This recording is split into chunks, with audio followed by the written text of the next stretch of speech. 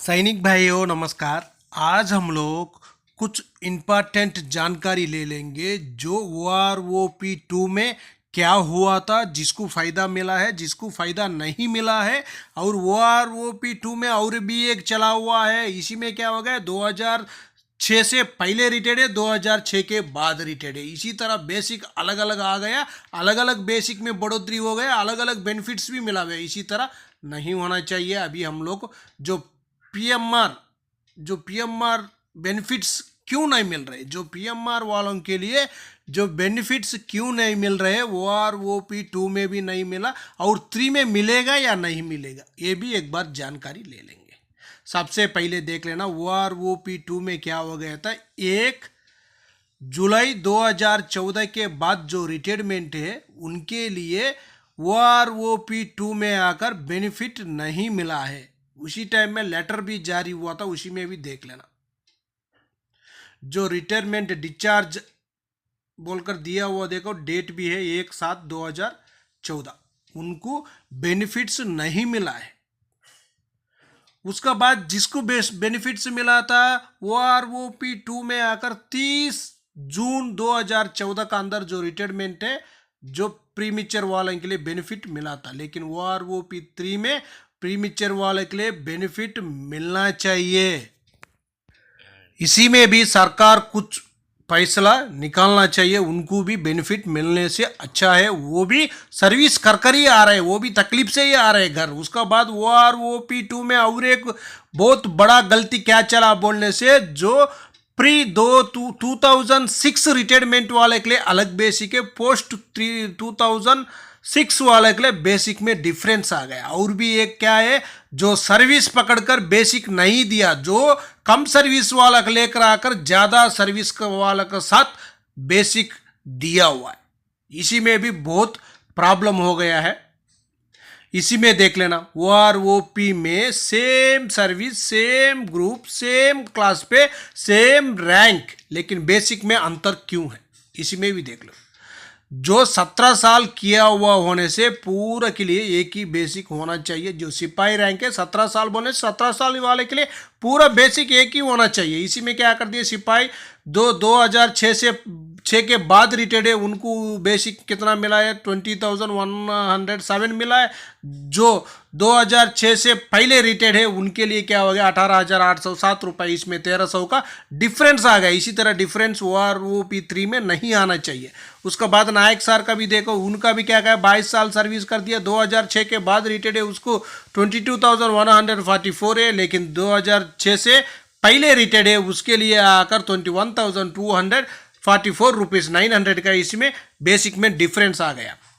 उसके बाद हवलदार सर का भी देख लेना, 2006 से 2006 के बाद पोस्ट 2006 उनका बेसिक कितना है, 24,825 रुपीज़। उसका बाद क्या हो गया, जो 24 साल सर्विस किया हुआ, जो 2006 से पहले रिटायर्ड है, उनका क्या हो गया, 22,257 रुपीज़।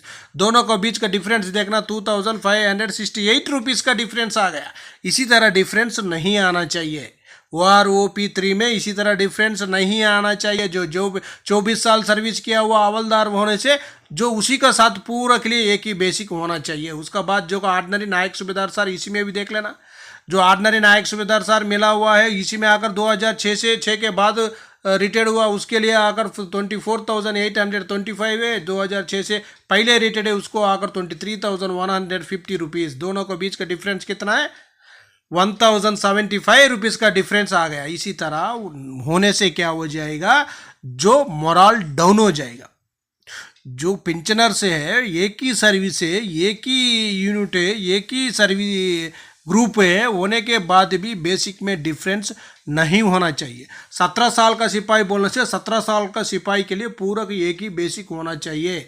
उसका बाद 22 साल का नायक बोलने से अब नायक के लिए पूरा के लिए एक ही बेसिक होना चाहिए। हवलदार बोलने से हवलदार का वही सर्विस वाले के लिए एक ही बेसिक होना चाहिए। उसका बाद जो ऑर्डिनरी नायक सूबेदार बोलने से ऑर्डिनरी नायक सूबेदार का एक ही बेसिक होना चाहिए।